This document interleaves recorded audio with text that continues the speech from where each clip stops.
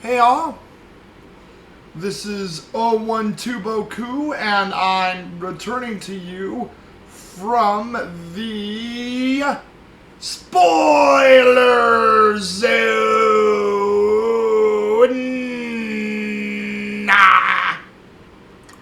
But the spoiler zone. Coming back to you with another spoiled film. And it's going to be a good one today. Today, I'm spoiling for you guys. Oh yeah, look at that. The French Connection. Yes, I'm spoiling this gem for you guys, The French Connection, which is a great, great film. And, just worthy of the praise and everything else. And, it's just great, great stuff. And, what can you say about it? Just a really good movie, a great film, something that is worthy of the praise. Probably one of the, I would say, and definitely the top 10 greatest cop films of all time, along with, I would say, Dirty Harry, probably Lethal Weapon, Die Hard, Bullet, quite a few others, and stuff like that. I mean, just really, really just good stuff is, French Connection, and directed by movie director who did The Exorcist, William Friedkin, of all people, believe it or not. So that is great, great stuff. So, French Connection, what could I tell you about it? Well, it stars Gene Hackman, who plays Popeye. Let me see if we have a full thing here. I've got everything up and ready to go here. It stars Detective Jimmy Popeye Doyle, and Popeye Doyle is this man who is a hard-edged detective slash B-cop. He's known about New York. He's known for getting criminals, but doing it in a very hard-edged way that skirts beyond the idealisms of the law, which his captains, superiors, other federal agents don't like that he does that, but he could give two craps about what goes on, and he usually always gets his man. He really just never fails, and he's always on top of things. In fact, there's a part in the film where Gene Hackman, as Popeye Doyle, dressed up as a Santa Claus, and, he and his partner, Cloudy Russo, they chase after this one criminal, and, they run after him, and, they, tackle him down inside of an alleyway after a little bit of a good run. And, they're, threatening him, Popeye Doyle's asking him, did you pick your feet in Poughkeepsie, which, I was wondering if that was just a cool phrase they were using in the movie, but apparently, not Eddie Egan, but the real guy who played, the real life, Cloudy Russo, because, Popeye Doyle and Cloudy Russo are based off of two cops that this movie is based off of a true story.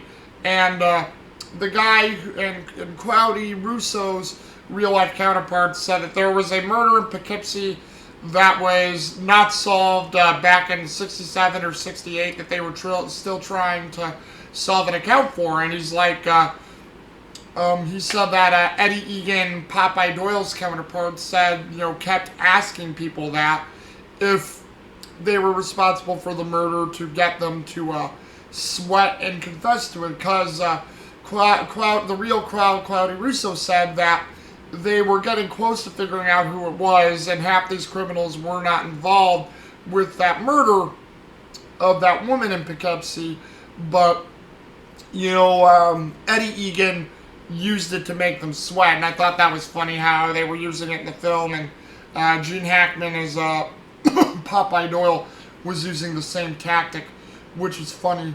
So, they bust the guy. Cloudy Russo and Popeye Doyle go back to the precinct. And Popeye Doyle, is I guess they have to file papers and do things. Popeye Doyle doesn't want to do that. Cloudy Russo's trying to do the job, but Popeye asks Cloudy, hey, do you want to come with me to the bar and just, like, have a drink? And Cloudy's like, Popeye, I know you. We're not going on a stakeout, right? And he's, no. We're not going to go on a stakeout. It's just a drink. We're not going to do anything rigorous. And, Cloudy doesn't fully believe him, but he reluctantly goes along with Popeye. They check out a bar on New York. I think it's one of their upper ritzier bars. I forgot where they say in the movie, but I forgot where it is. But Popeye spots Sal Boca, who's a known criminal in New York, and he's like watching him just drinking, and Cloudy's realizing that Popeye's watching him and they're drinking and doing what they can to have a good time, but Popeye's just staking out Sal Boca along with the other men that they're with, because he knows that they're probably up to something. And little did he know that they were, because Sal Boca was in the connection of getting the French connection ready, where these Frenchmen who were rich aristocrats, I believe, in France, were criminals themselves, responsible for a high heroin and cocaine drug trade in France. And they were killing some French agents over there, doing things that they shouldn't be doing. And they were thinking, well, if we go to America, we could outsmart the American police, and we could do this deal in America, make lots and lots of money, we have a good cover story, and all that jazz. So, as you can imagine, Popeye has to fight to get a wire on Sal Boca, and Cloudy's trying to help him. There's actually a scene where when they're trying to discuss this, Popeye actually takes a lady home to his house, and he gets actually handcuffed to his bed, where Cloudy has to help him out, because he's like, we were into way too much rigorous sex and all that jazz and various things, and Cloudy's like embarrassed, but it's like, hey, he's like, this is Popeye Doyle for you, always doing this stuff that he shouldn't, but hey, I'll do what I can to help him out. So, they actually get to tap a wire on Sal Boca, and what this movie does that I love very much is they really get you into the cop work, like Gene Hackman and even Roy Scheider, who plays Cloudy Russo. They were taken by Eddie Egan, the real-life Cloudy Russo, and they were brought along to New York to check out a lot of the dives and things that they were filming, and like a lot of these divey bars, these horrid, like, broken down places where they were filming in, and Eddie Egan and Cloudy Russo would show Roy Scheider and Gene Hackman where real weapons were stashed above, like, headboards and phone booths, and all these weird things that you cannot believe how many weapons and drugs and everything were stashed there. So, they're checking out Sal Boca, trying to get him to say a wire. Sal isn't doing anything. Like, Cloudy's, like, trying to help him out. Like, he's talking to Sal Boca's wife, just sort of, like, probing her, seeing what's going on. And at the same time, like, he's watching Sal Boca, where Sal Boca's meeting with, I think one of the Frenchmen came ahead of the main guy, and they were meeting with Sal, talking, and, another thing that we're doing is they were trying to, like, figure out, like, what was going on with this deal that Sal was doing.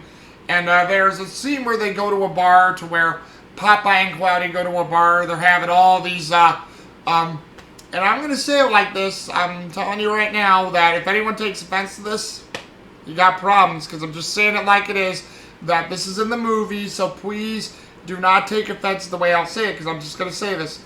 There were a lot of African-American black men in this bar. It was a black bar, and they went to the black bar, and Popeye and Cloudy got all the criminals to stand up on the bar, to where, where Popeye was going underneath the bar table, finding all, like, I think there were some gun magazines, bullets,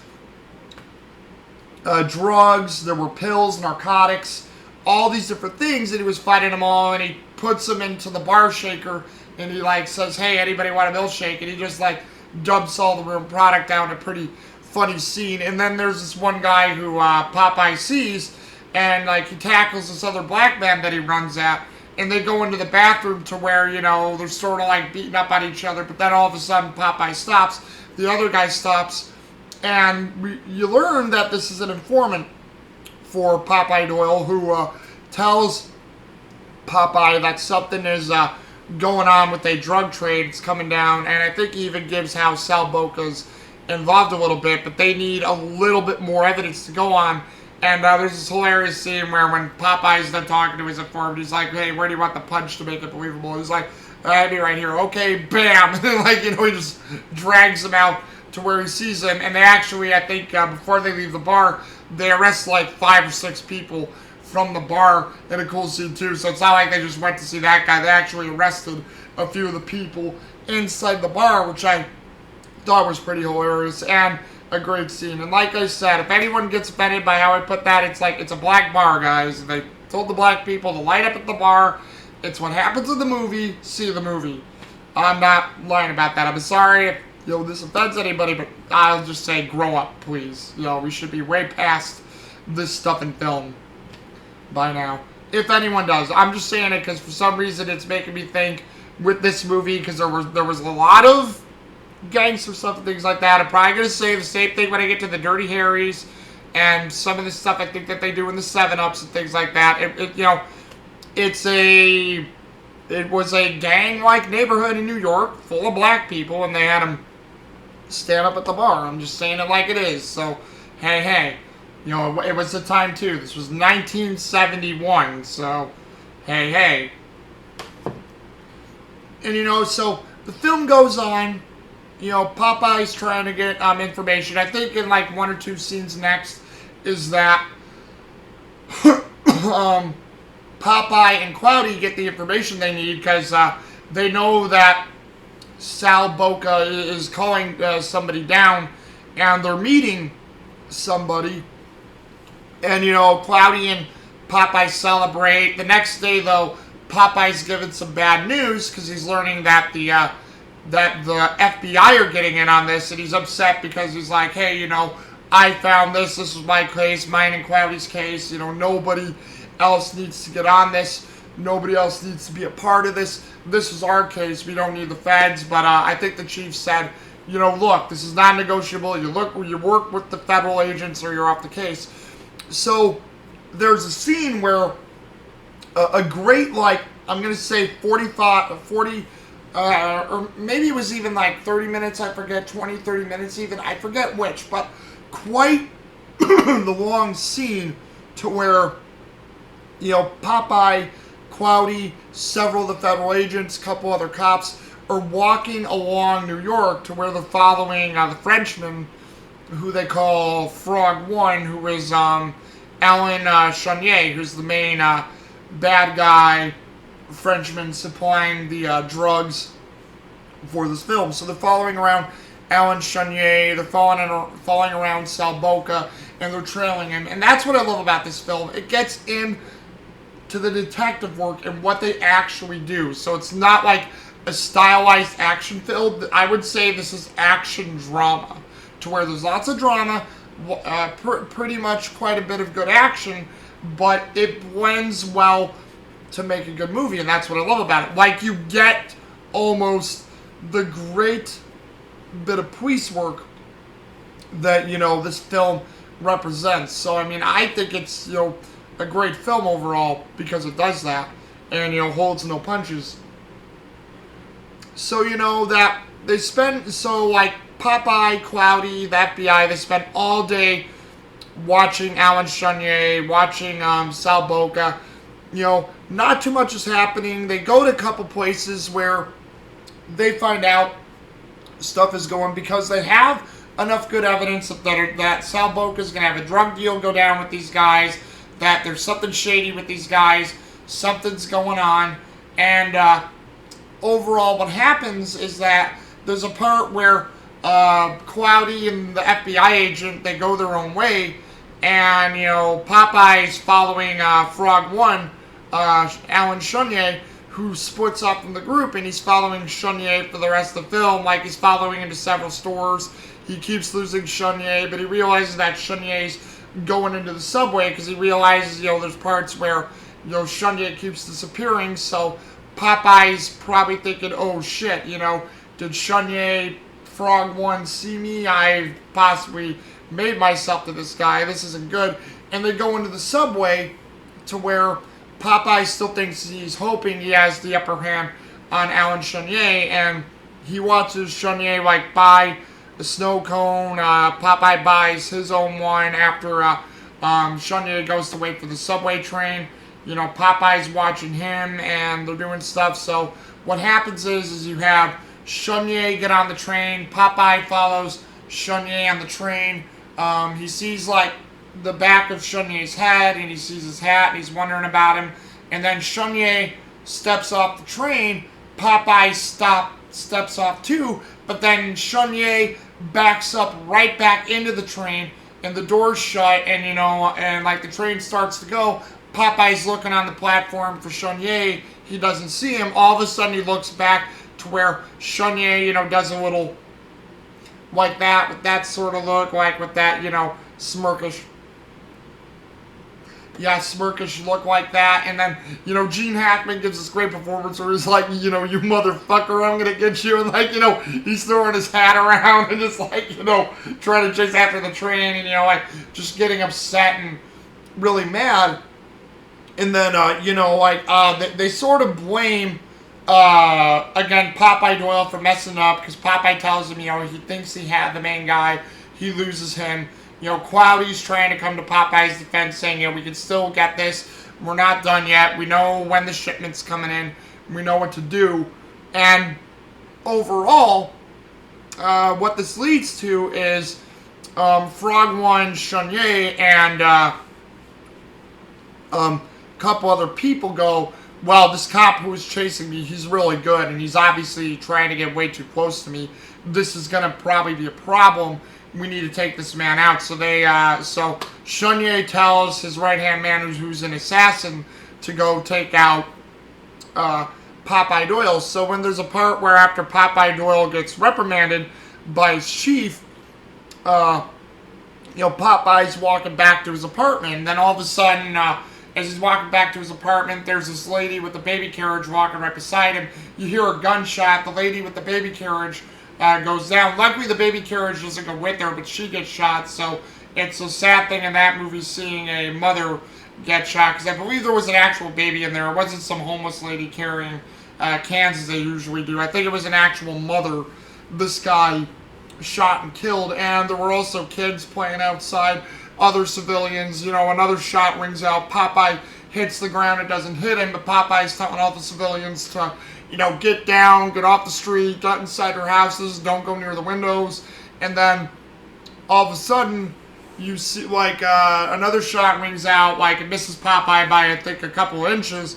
Popeye makes a mad dash to his apartment building where the shots were coming from. He goes up the service stairs, gets to the top of the roof, doesn't see anything, and he sees where there's a rifle that was left on top of the roof, and it looks like it was done in a hurry. So Popeye's looking for the top of the roof out of the street. He just sees this one man, and it's Chenier's right-hand man who's running away. Popeye chases after him pretty quick, and there's actually this chase on foot across part of New York, and then Chenier's assassin gets onto the train, and he gets on there to escape. Popeye chases after him, and Popeye, can't get on the train. He can't get away. So what happens is he's going to follow the train, which is on one of the outside tracks in New York. He's going to follow the train and chase after it in a car, which is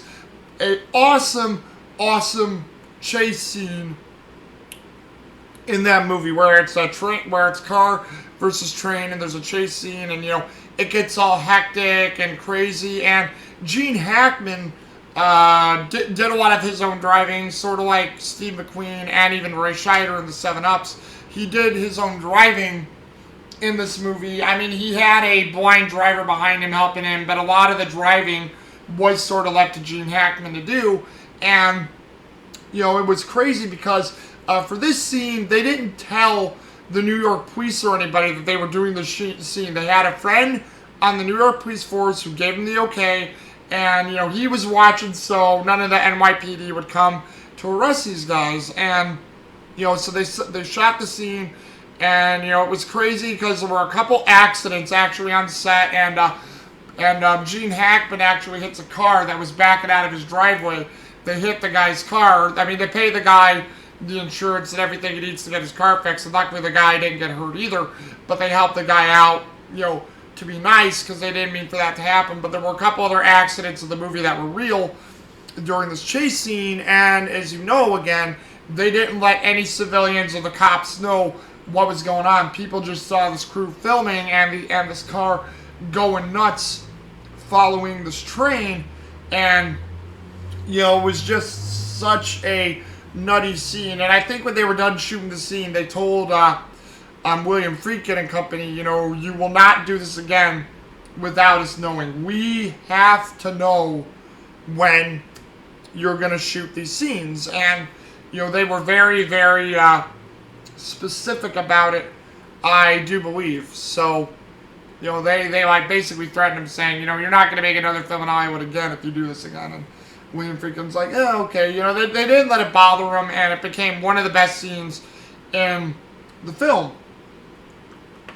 And I mean, eventually, Popeye catches up to the last stop. He's injured from crashing a couple times, worn down, but he gets caught up to the exit. Chonier's assassin comes up. He's about to go down the stairs, but he sees Popeye Doyle there. He's freaking out. He doesn't want to get caught, and he turns around to run. Popeye Doyle says, "Hold it." Bam! Shoots him right in the back because he was trying to escape. And I know, and a lot of the cops who see the movie that they have in the special features, they say that, we would never try to shoot anybody in the back like that, or an unarmed person. We would, get them to stop. But, and they said, it wouldn't work in the film for 1971. But when the film debuted, when Chonier's right-hand man goes down, it got a huge pop in the theater because of what that guy did. And it's like, fans were happy to see that guy get killed, I guess. And you can understand, because he did some more horrible things throughout the film and within those scenes alone while Popeye was chasing him. So that sort of gives Popeye enough edge to get back out of the case, to be helped with it and about.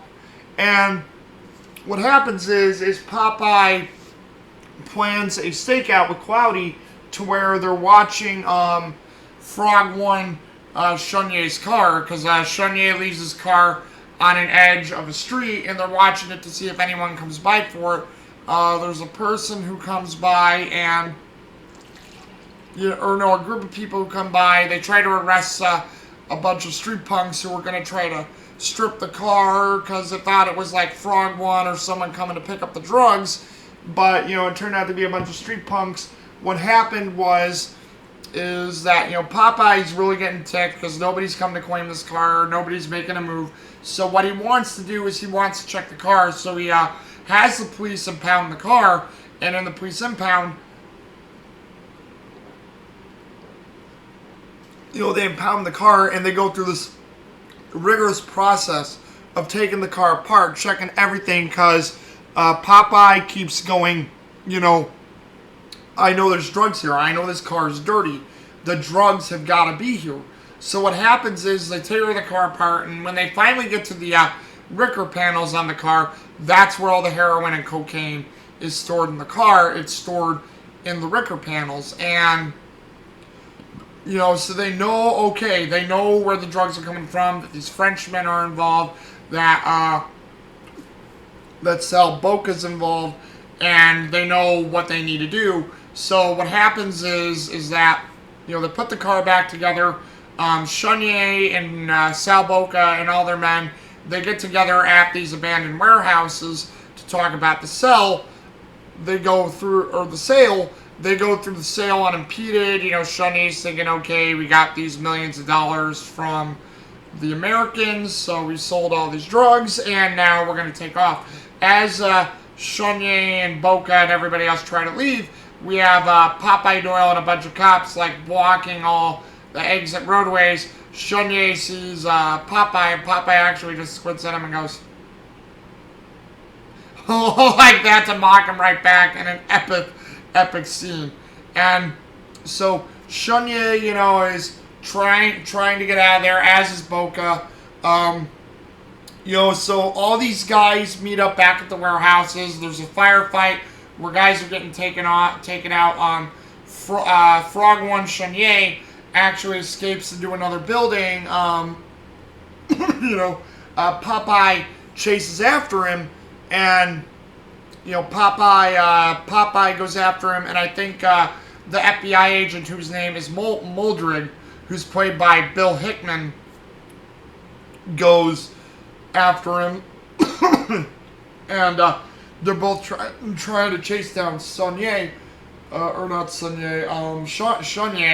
and they're not together. Both Muldrig and Popeye go in different directions.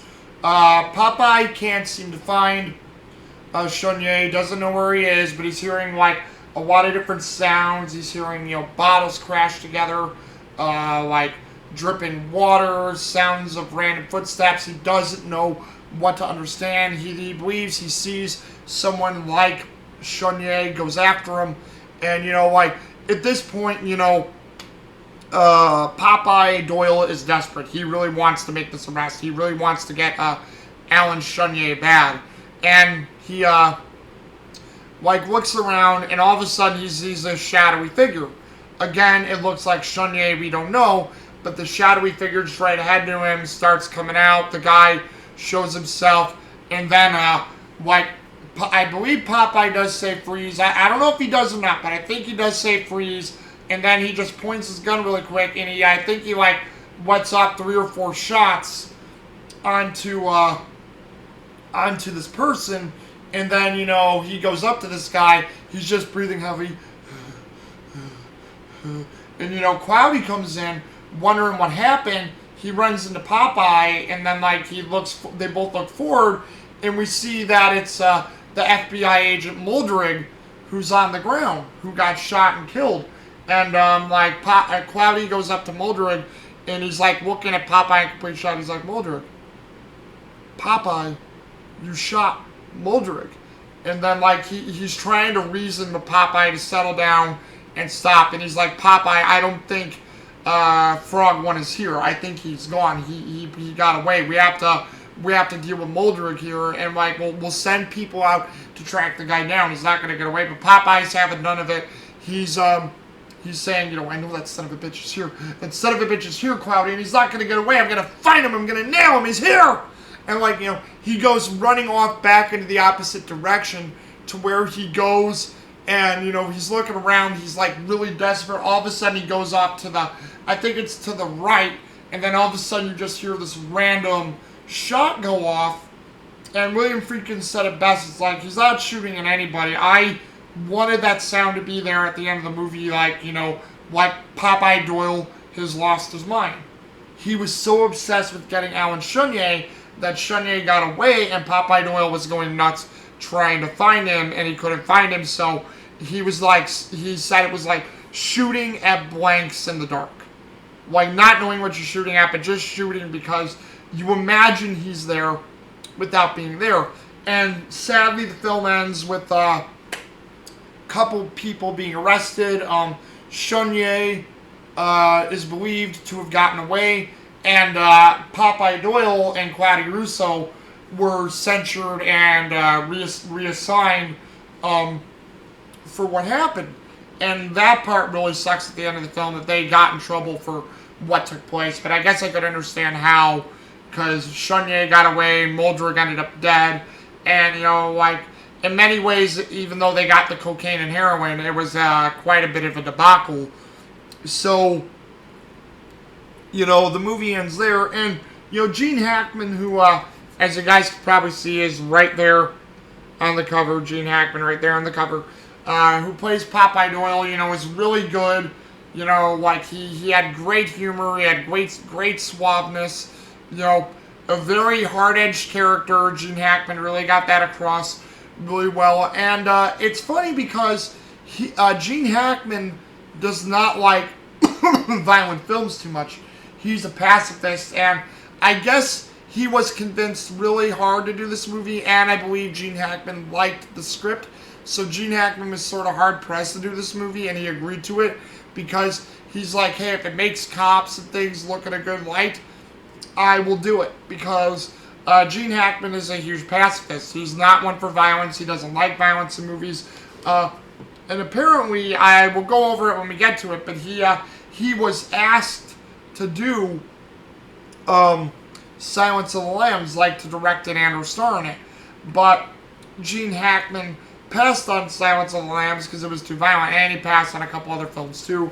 But it's funny how he plays a villainous character in Lex Luthor, and he plays the hard-edged Popeye Doyle in this film, The French Connection. So, I mean, hey, to each their own. I'm not going to judge Gene Hackman that much because, you know, Gene Hackman's a great actor. Oh, and also, you know, Young Frankenstein, too, if you guys know that one. Young Frankenstein. Enemy of the State, which is another good movie, which is a movie I'd also like to get. But, you know, just overall, great films and all that good stuff. So, you know, that was Gene Hackman's character as Popeye Doyle, and essentially the entire film. There's also, let's see. Oh, yes. Fernando Rey, who is the French actor who plays Alan Chenier, and he basically is this lead. I almost want to say he's like a godfather in France. And, you know, he ordered his right-hand man to take out, like, the French agent who was trailing him near the beginning of the movie. You know, yeah, he also had him just, like, really plan this thing out, like saying, hey, we'll get millions. You know, I'm going to hide myself with the film crew, thinking we're doing a documentary or a French movie set in America. No one will know the difference. We'll sell the drugs, be in and out. We just got to hope we can trust the sellers who are American. You know, because there may be some problems when we get to that point. But either way, he was all for it. And, again, you know, played a good villain. Definitely a sophisticated type of villain. Goes throughout this whole movie trying to think he's, like, cool as ice. Like a very good villain. Nothing can bother him. Nobody can touch him. Again, you know, he really likes to fight over things in life. Like when we see him and they're trailing him and, you know, watching over him doing the detective work, you know, he's like, you know, eating at the finer restaurants, looking like, you know, a cool dude. You know, nothing can bother him. You know, he's got the fedora hat, the long trench coat, you know, the nice looking scarves, set up well. You know, he lives on a chateau in France. You know, he has I think a nice looking granddaughter who he does a lot of things for because she's in college, so he pays for her college entirely. And, you know, like, there's all these things, but the thing that makes him terrible is he's a peddling, you know, drug dealer, and he hid these drugs in the Ricker panels of the car. That's why they bought the I think it was like an Oldsmobile type car that they bought from either France or they bought it in America and purchased it off the boat or one thing or another. But, you know, so he's the one who orchestrated it. And again, when he escapes from Popeye Doyle, when they were trailing him, and he does the whole like that with the little smirk, it's just like, man, oh man, you know, it's like you just want them to nail this guy, because to think that nothing can touch him, that it was impossible. Seeing the shock on his face when Popeye stands there waving at him at the end is priceless, because it's like, oh crap, someone is almost nailing me. I can't believe this is happening. Holy shit. And then to that same time and token, right before that scene, when Chenier wanted to do the deal, he had his friend who is the French movie director, who I think was Frédéric de Pasquale, who I think was Henry Devereaux, who was his friend. Like, Henry Devereaux noticed that, cops were getting around his movie film. They took the car. I had to fight with the lawyer to get your car back from the police for whatever reason. And, there's all these bad things happening. Your handler's dead. How did that happen? He was shot. Why was he shot? But there was also rumors saying he was trying to kill somebody. What's going on, Alan? Or Alain? Alan or Alain, I forget. But I'm going to say Alan. He's like, what's going on, Alan? He's like, Henri? It's, sorry. It's nothing for you to worry about. Just go back to shooting the film. You'll get it done. And, we'll all go back to France when you're done in a day. And, Henri at that point just looked at Chenier and said, Henri, no. I don't know what's going on, but it's bad. I don't like it, and I think you're into something that is terrible, and I can't agree to do this. So, Henri Devereaux walks away from Alan Chenier, and Chenier's like, wow, someone's defied me, and hey. And what sucks is Henri Devereaux is one of the few guys who gets booked pretty badly in a federal prison. He, just for being an accomplice, an unknowing accomplice, because, Henri Devereaux didn't know that Chenier was peddling drugs or anything. Like, he was a complete patsy. So, there we go. So, for just being an accomplished patsy, he got 4 years in federal prison because of what happened. And you feel bad for the guy because in many ways, it's like, he didn't know what was going on, and he unfairly gets tricked by Chenier, and, that's what happens. Chenier gets away, and, Henri Devereaux takes the fall, basically. And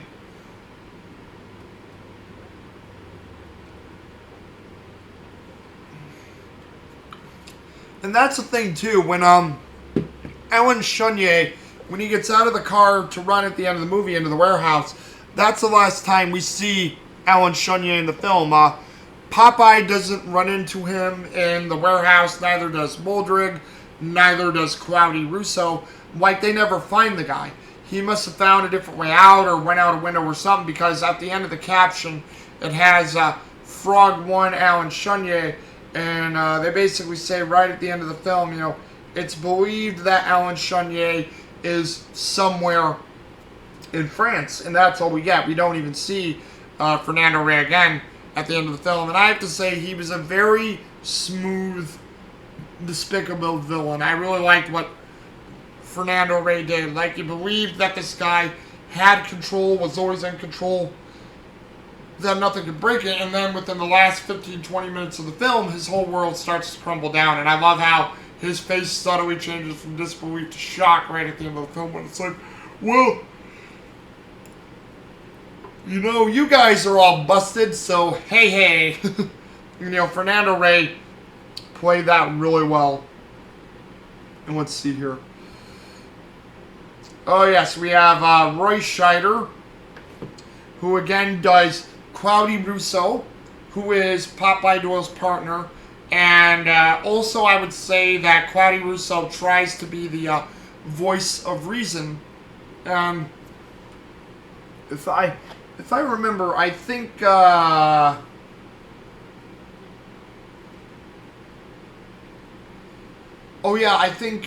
forget. I think Roy Scheider is nominated for Best Supporting Actor in this film because,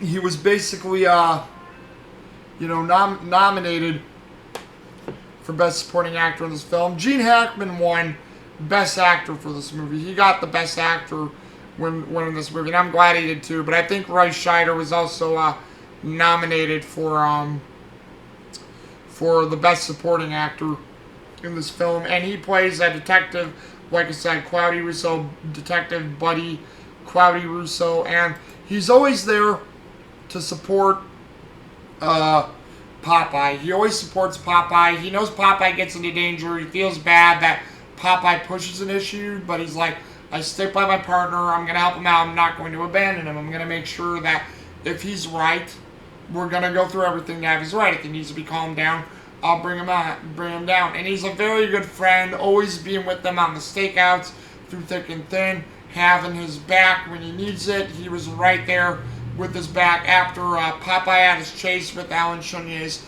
right-hand man. And, just all those just great scenes and just good stuff. And, Roy Scheider plays it really well, like, a good friend to Popeye, also a no-nonsense sort of cop. Like, he does play the good cop, but he's not afraid to beat people in if they don't follow the rules, if they're not helping him out. So he's willing to take his bumps and licks too. And, Roy Scheider just plays it really well. And again, when he shows up at the end and all that different type of stuff takes place and happens, oh man, it's just so bad when he says, Muldrig, Popeye, you shot Muldrig. It's just like, that realization of Popeye, you killed a helping hand. You may not have liked Muldrig, but you just shot and killed Muldrig. It's just like, geez Louise. And, Popeye, is really great to have Cloudy Russo. And, like, Cloudy's great to support him, but man, there's always those things. And like I said, it sucks at the end of the film that both Cloudy and Popeye gets censured and reassigned at the end of it. But, it was a great role for Roy Scheider. Really good film for him. It really helped him start out. I mean, because he had a career, but his career wasn't that big. But believe me, he became even bigger after the French Connection here. So that was probably a real cool thing that really made him a big household name in this movie. And, Roy Scheider was also great casting.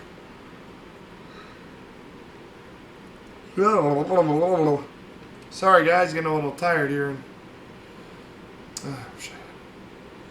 Well, no, we drank all the coffee. Hold on 1 minute. I'm going to be right back. Some tea.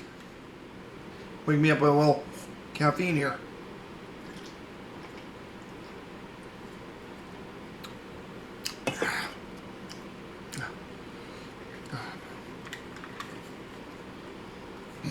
So, what?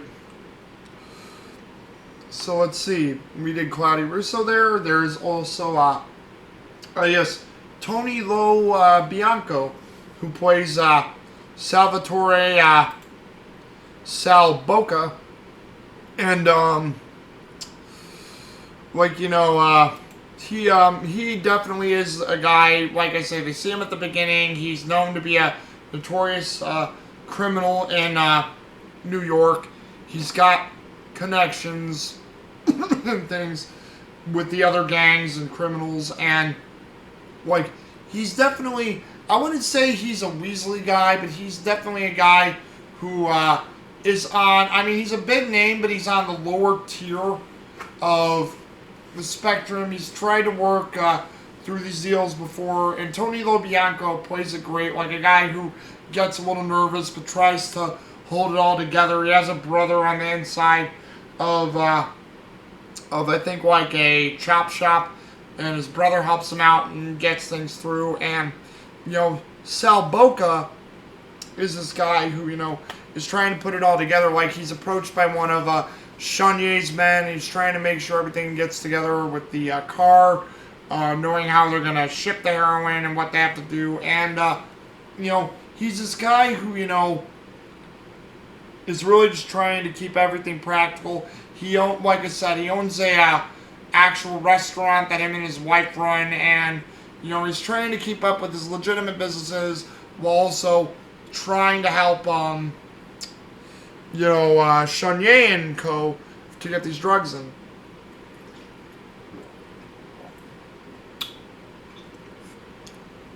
There's actually a scene I like where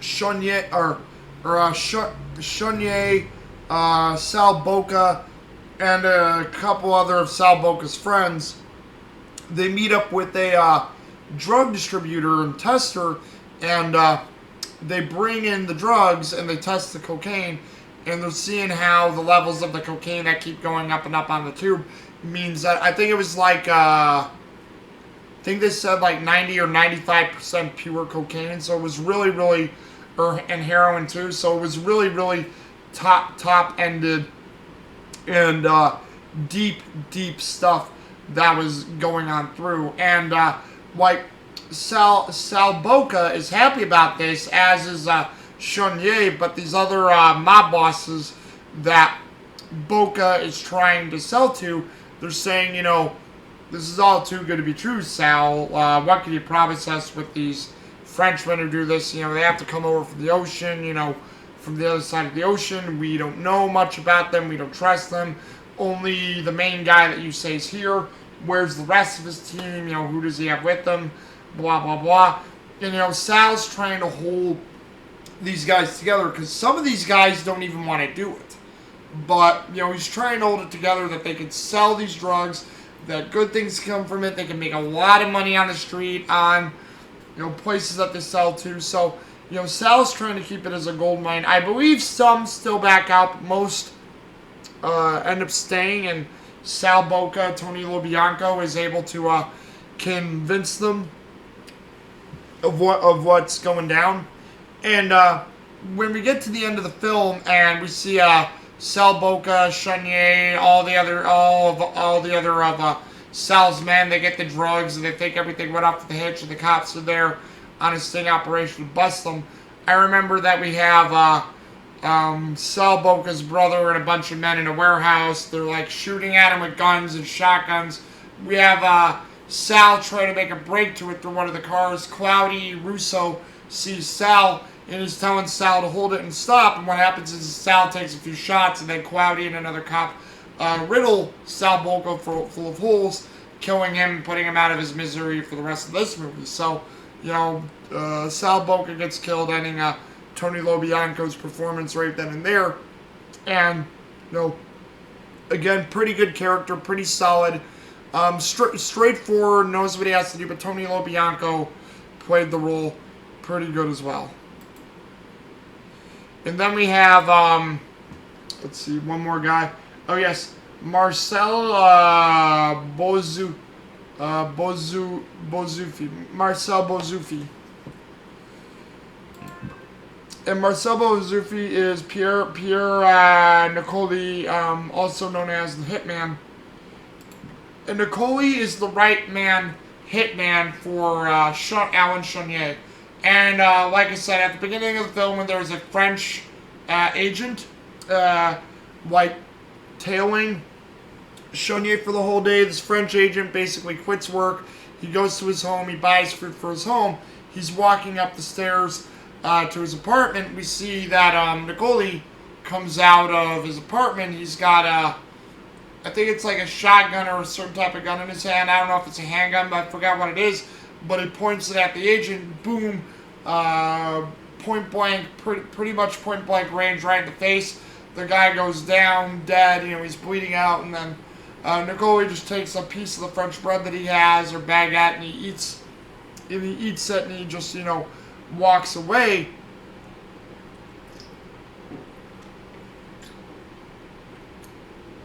And we see where, you know, Nicoli and Chenier, they're always by each other's side in France.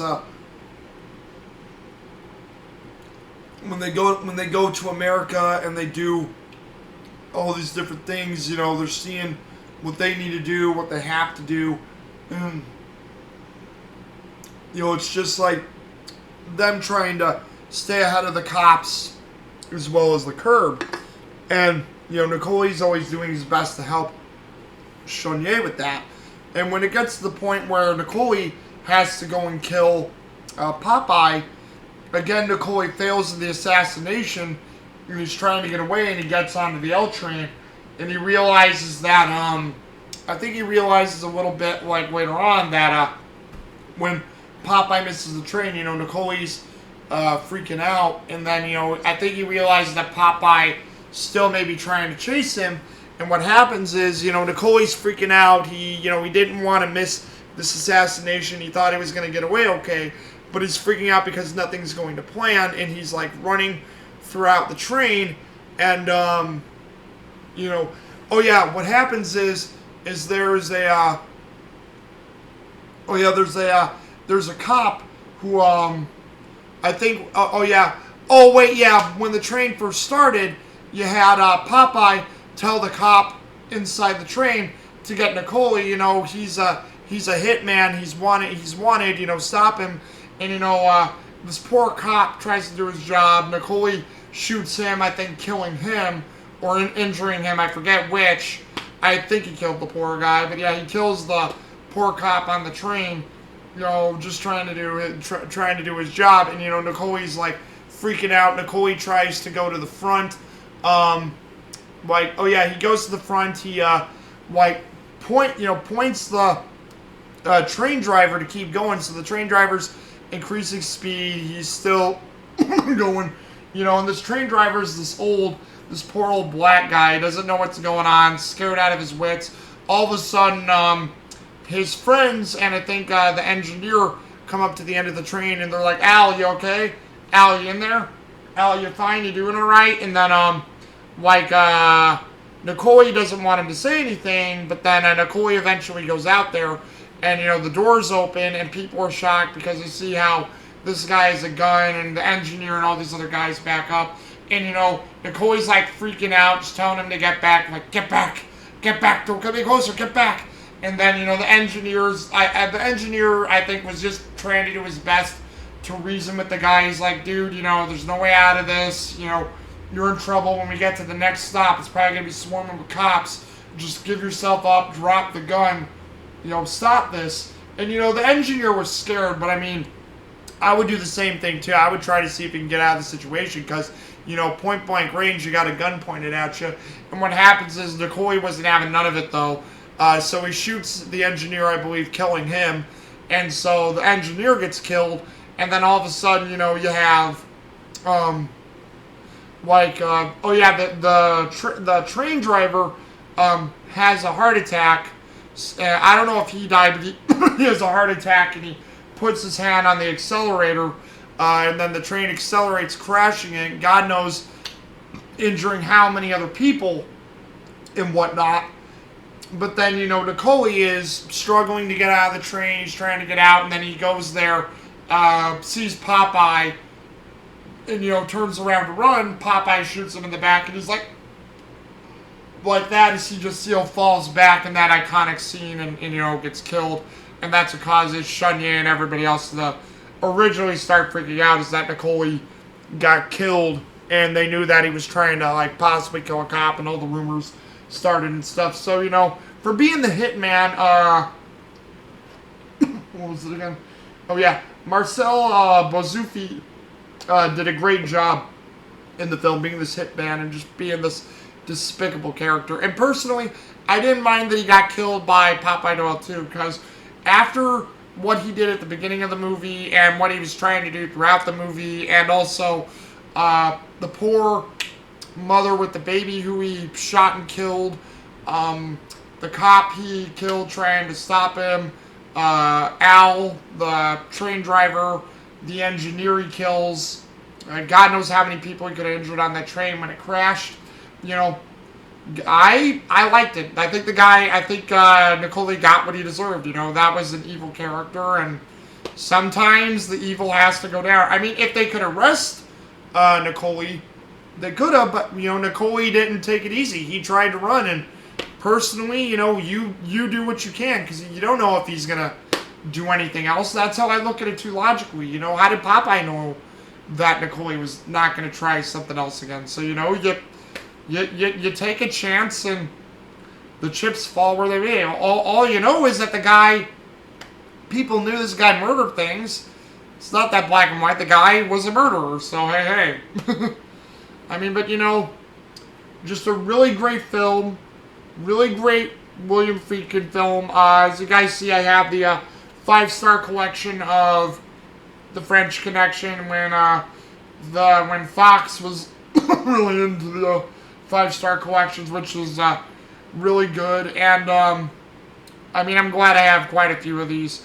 And I have to say, the documentary behind this film is really well done, too. Really good documentary. Actually, there's 2 documentaries. There's a behind-the-scenes documentary. There is a Poughkeepsie Shuffle documentary. And I think there's also the featurette of French Connection too. So this collection comes with a lot of good stuff. And like I said, you know, great cast, great stuff. And I guess on a final say, we could talk about Frederic de Pasquale, who plays Henry Devereaux. Well, I mentioned two things. Henry.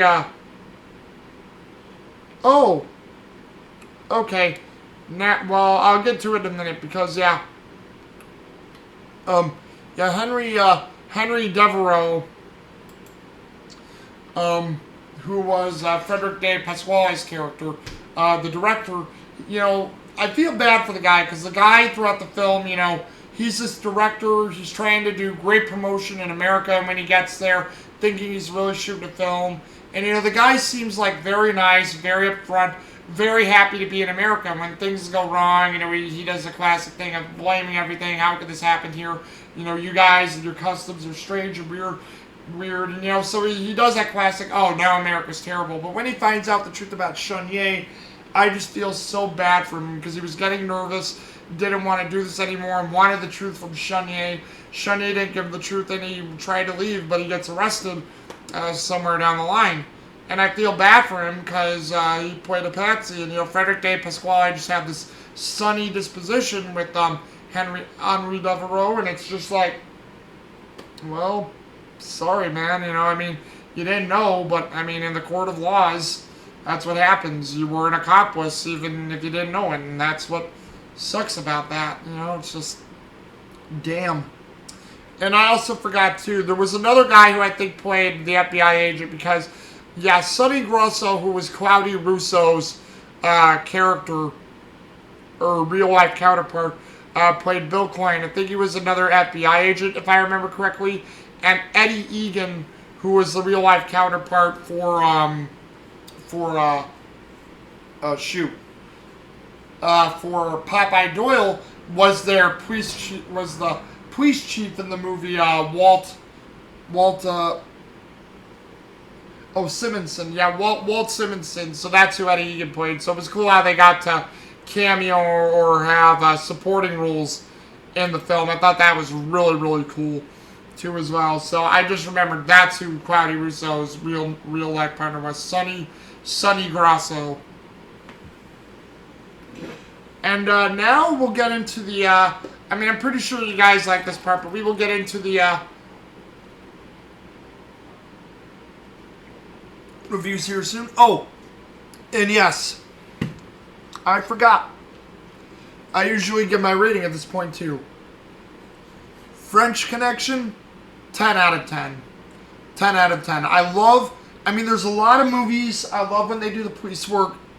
There's a lot of movies that I love when they do that type of stuff. And I absolutely enjoy it and love it. And this one is 10 out of 10. There's a lot of other 10 out of 10s. And, you know, it's just, I mean, French Connection is all around a great film. The stuff they did, the cinematography, the real-life use of the police work, the story, just them trying to track this guy down, the acting of Gene Hackman, Roy Scheider, Fernando Rey, just great stuff. So 10 out of 10. A great film. If you're if you're an action cop film lover, you've got to see French Connection. This is a must. I would say, guys, this is a must. It's a great film. Great film. I don't think you'll regret it. I mean, hopefully you won't find the pacing boring, because like I say, they go into a lot of detective work. But even with the pacing, that's what I love about it. You get to see, like, real-life detective work in the film. Good stuff. And now we will get to the whole critic reviews. So we will get to that here.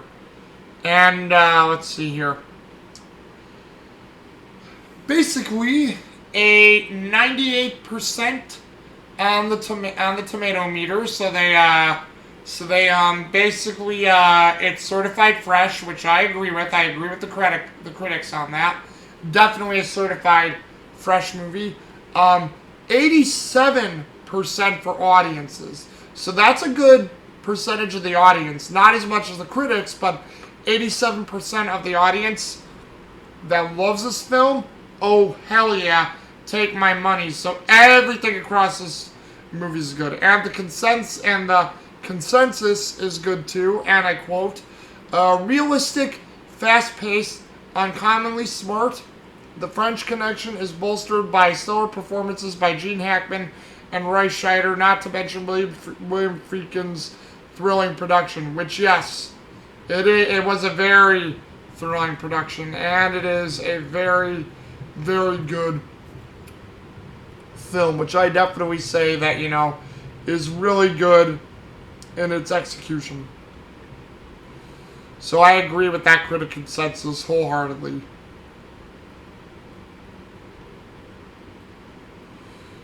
Let's see, though. Yeah, that's the cast. Let's see. And I will give, I believe it's 6 reviews, so 3 of 3 there. And I only see one. Sorry for seeing me do that. I apologize, but itch down there. Well, like I say, raw and off the cuff, guys. Let's see. The first, oh wow, and most of these are pretty actually, all these are pretty recent. So let's see.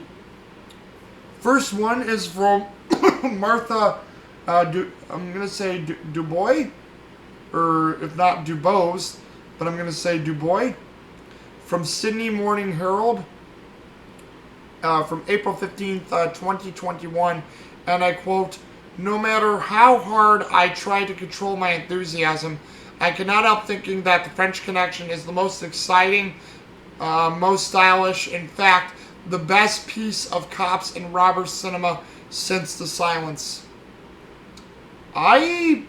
That is hard to not dispute, because The French Connection is a great, great film. A great, great film. Very little cliches, well put together. William Friedkin's directing is spot on. You know, great production work, great use of New York, dark, edgy, but there's bright spots to the city when there needs to be. You know, not every scene was sunny. There was a lot of cloudy scenes in there, so they used a lot of the elements whenever they were available. You know what I mean? So I agree with Martha Dubois. You know, that's a really good review. Let's see. Second one from April 15th of 2021 from Derek Malcolm of The Guardian, and I quote, "Apart from telling a pretty exciting story with great mechanical skill, Friedkin examines the cop and his prey with skeptics." I'm going to say, he either says skeptic's eye or septic's eye. I forget. So it's either skeptics or septics. I don't know what word that is. SCEPTIC'.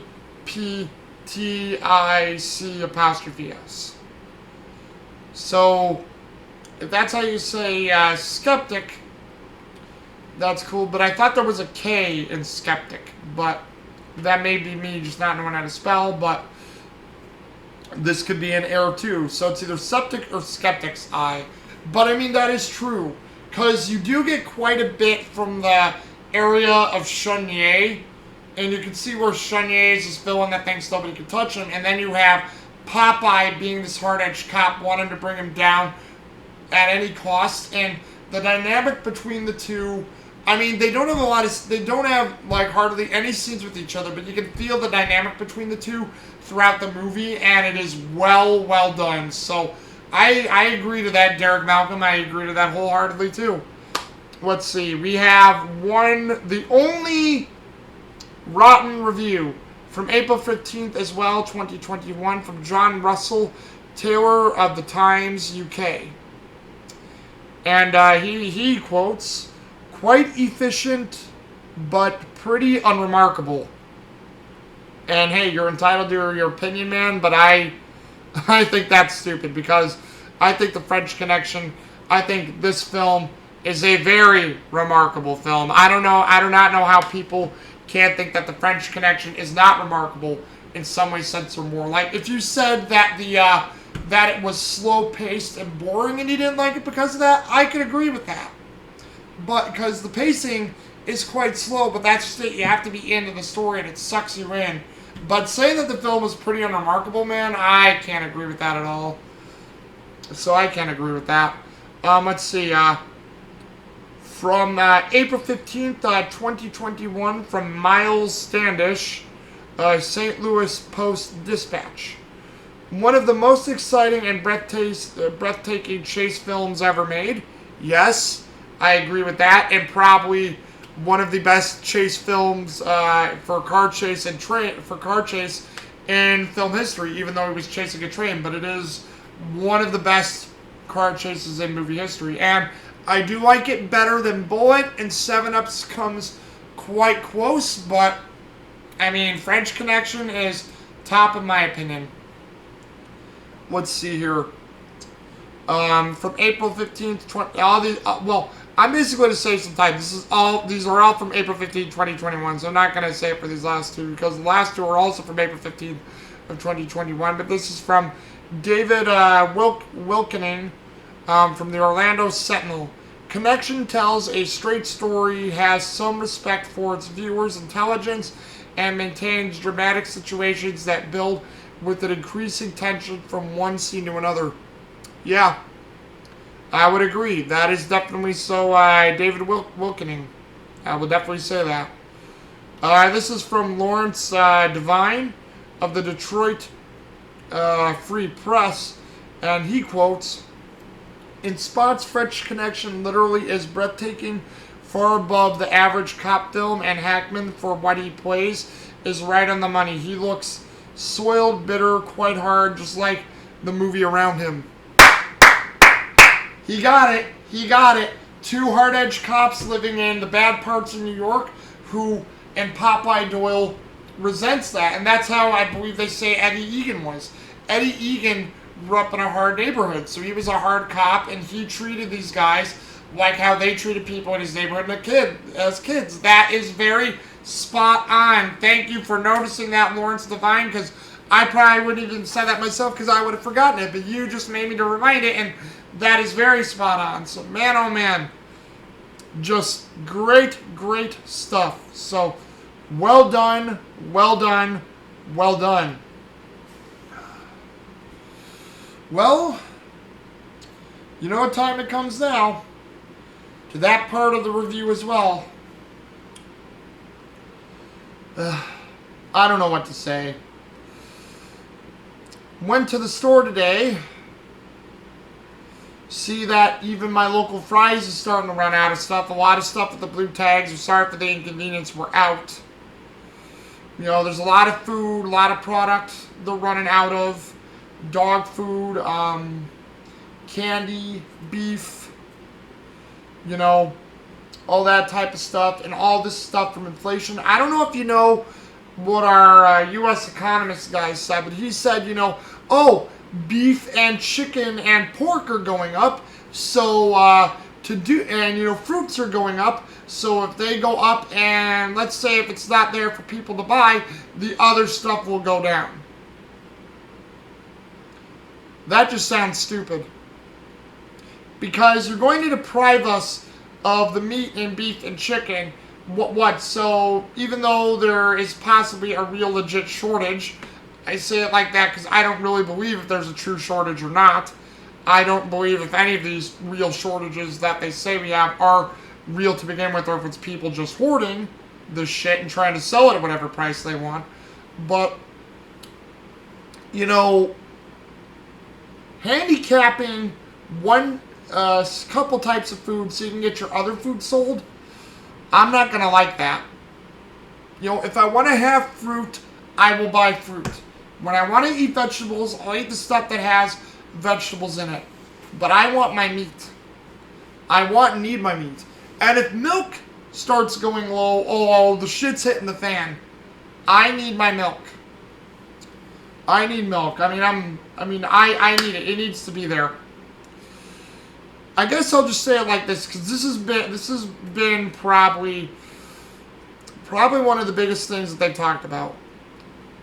Because they are pushing more of the vaccine stuff. They're trying to get that out there. The businesses, people need to have the vaccines, or we need to have passports, and blah, blah, blah. And also it's been mentioning how Costco and places and stuff like that are going to rationing and things. I mean, people, I don't know what's going on in personal lives of a lot of you and a lot of my things. And again, if this causes me to lose subscribers, so be it. I mean, hey, I do this for fun. I'm not trying to do this for a career. I look at this as part of a career work thing, but it's not my main thing. I am a writer, and I have also my job and my work that I do, that I get paid pretty good money for.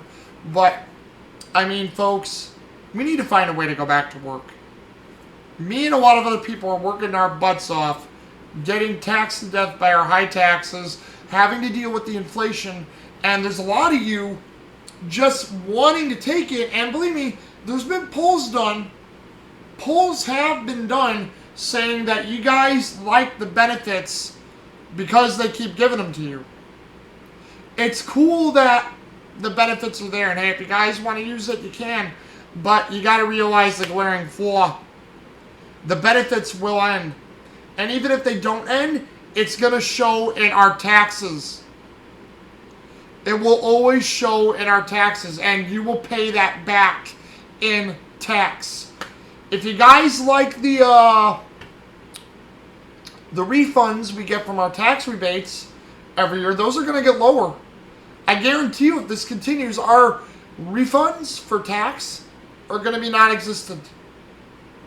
I mean, I barely made a fraction of what I usually get in my refund. And all you guys could say, oh, well, Trump started the stimulus. Yes, and that's probably, I mean, I agreed with the first one. I know people probably disagree with me on it, but I think the first one was necessary. Did everybody get the first one? No. Not my family. Not my little brother. I think my sister got it, my older brother got it, and I got it. But my little brother could have used it. He didn't get it. My folks could have used it. They didn't get it. So, even the first one that Trump did had its negativities. You know, but then we had two more since then. I think those other two should not have existed. That's just my opinion. Because, again, to stabilize our economy, guys, we need to get people back to work. People need to go back to work so we can stabilize the economy, so we can create jobs and make money for ourselves. And then we can start fighting things on this about, like, not trying to raise minimum wage to cause hyperinflation. We need to fight current stuff that's going on to get the inflation down. It's because we want things like higher minimum wage that this is happening, because the cost of living and shit goes up from that. I've had one of those higher paying jobs, guys. I've had one of them. You know, and I'll tell you guys right now, all my listeners right now, that it's not worth it. $15 an hour or anything higher is not worth it, because you know why? Probably 70% or more of those companies are going to do exactly what my old job did at Target. They're going to lower your hours so you lose whatever insurance benefits or anything you have, so they don't have to pay the insurance, and number two, they don't have to pay you a lot of money. So if you think you're going to get a lot on your paycheck, nope. Because for me, working $15 at Target for, let's say, maybe for the 13 hours, 15 hours, 17 hours, 20 hours, and 25 hours I worked every week, some of my paychecks were like $280. Some paychecks, but most paychecks were in $300 to $400.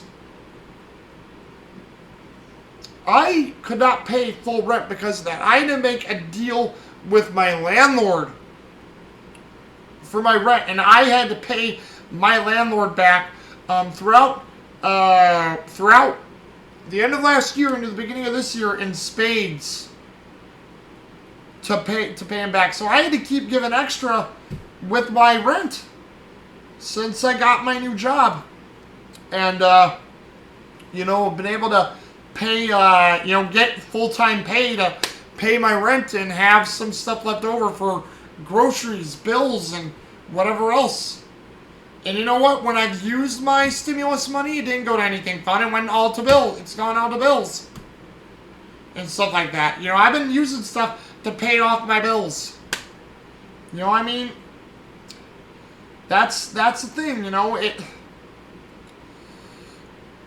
The minimum wage being risen higher or raised higher is not going to help us. It's going to cause more problems. It's not worth it, folks. You got to get that through your head. If you work a job like Target or another retail job like I'm working right now, or if you're working McDonald's and whatnot, you know, you can work full-time, probably make a pretty decent living off of a full-time job there. But do you deserve more than whatever possibly your minimum wage or whatever little raises we get? And let's say if we get a raise at our job and it's 30 cents, a dollar, maybe $1.50 at most, $1.25, $1.50, whenever we do get those raises, do we deserve anything more from that type of job? I would say not, because, you know, it's a basic entry-level job. And yes, we can keep those jobs and work those jobs for whichever else and be happy with that job. But the thing is, if we work those basic retail jobs, which are pretty easy to learn, they're not easy to maintain, I'll tell you that. Not easy to maintain. It's hard working retail, but it's very easy to learn. And because the skill isn't that much, we don't need to get paid a whole lot. It's very easy skill level job. It is an important job still, but it doesn't need an extra oomph because, oh my God, you don't think you're getting paid much. If you want to get paid much, move up the ladder to that company in that retail job or grocery job or restaurant job that you have. If you're a manager, you get paid more. If you're district, you get paid more, or that you get paid more. If you want to work the engineering stuff for any of those types of jobs, you get paid more. That's the thing. The skill sets do not lie. If you work the jobs with a certain set of skills, or surgeon, soldier, a job where your life could be on the line almost every day, but you're good at it, that you haven't died, or let's say, like if you go to a surgeon, you're putting someone else's life or health or well-being inside your hand. Those jobs deserve to get paid more. Those jobs, you deserve to get paid more. Like, you know, stuff like communications. I can see why they get paid more than regular types of jobs. Because with those jobs, you go through a lot more in the structure. There's a lot more to say than the basic sayings. Yes, it's still customer service in many ways, but you have to make sure that the steps are followed completely to the letter. In retail, you can sometimes skirt around those steps. You can just be basic in the communication with the guest and just be nice and say, hey, how you doing? You know, Target, hey, we're doing this, cool. And, you know, it's sort of like a nice step-by-step. Communication jobs sometimes aren't like that. You have different levels of communication, and between those different levels, let's say if you screw up really badly, it can hurt you bad. But then when you don't, you can do really well. And when you do well, I think those types of things for those big communication jobs, you deserve to get paid more, because you guys have a lot of stuff to deal with, and it's not easy. There's all those different forms of communication you have to go through and steps you have to go through for your business. You have to know your business inside and out. You have to know how to communicate well inside and out. Blah, blah, blah. Sometimes at a retail or grocery job, it's very entry-level communication. It's important communication still, but it's entry-level. I mean, if you guys can see what I'm getting at, I'm just saying there's certain jobs that you can get paid more at, but if you're talking about retail, entry-level restaurants, like not the high-end restaurants, but the entry-level restaurants like McDonald's, Burger King, all those things, you know, what I do in retail, you know, stuff like that, we don't need to be paid top dollar, because you look at it and I really realize, I look at it and go, why? Because, you know, I go there and, yeah, you know, someone could come into the store, cause a ruckus, put our lives in danger, but 9 times out of 10, are we in danger from doing the work that we do there? No, not really. You know, I don't feel like I endanger myself there. You know, some of the boxes are hard for me to lift, and I told you guys I have cerebral palsy, but, you know, it's pretty easy. It works good. I mean, you know, hey, I do what I can to the best of my ability, and, you know, I'm happy with what I get right now. My hours are good. My pay is good to decently good. And I don't have much to complain. So all I'm saying is, guys, we got to get back on track because it's not making me happy how many things are missing, how many things are not there, how we all complain saying we need more. When we don't need more, we need stability. And we don't have that. We're all chaotic. So we need stability. Again, you don't need to listen to me because you guys can probably think, oh, who's this asshole talking about his mouth? But if you think about it, there is a truth to what I say. There is a truth. It is in there. And we need stability. Giving us more is not always going to help. It'll be a hindrance. We need stability and we need to work to earn the things that we have. Like all this that you see behind me, I did have help with it, but I earn what I earn to maintain it, to pay my rent, to pay my bills. You know, my landlord may have been leaning on the rent, but all the high-end bills that I have to pay for electric and water and stuff, all me. Food, my family gives me stuff from time to time, all me. You know, food is all me. All stuff is on me. And when you think about it, that runs up a tab. Spend a lot of money. You know? So just stuff you got to think about, you know? I'm happy with what I can earn when I can buy fun stuff. I'm happy that I can go grocery shopping and buy my own stuff. I'm happy that I can, you know, pay my bills and be happy for it. Yes, it sucks how much money it is. I wish the bills would be lower too, but that's just how it is right now. But I mean, there's always things that we can do. And I agree with what people say. We have to start at our local levels. Go to our local levels, our towns or cities, and then we go to the state, and then we go to federal, and we try to work all this out. But hopefully it'll be sooner rather than later. I mean, because, come on, guys, we got to wake up to some of this stuff. We can't just be like, oh, everybody, give me everything because it's so good. No. You don't get it on a silver platter. You earn it. Earn it. Go out there and earn your stuff. That is true freedom. Knowing that you worked for it, that you can pay for it, that no one can tell you how to pay for it or how to earn it. You did it yourself. Alright? Well, this is 012Boku coming at you with the Spoiler Zone movie review. And I will talk to you guys later, alright? Have a good one.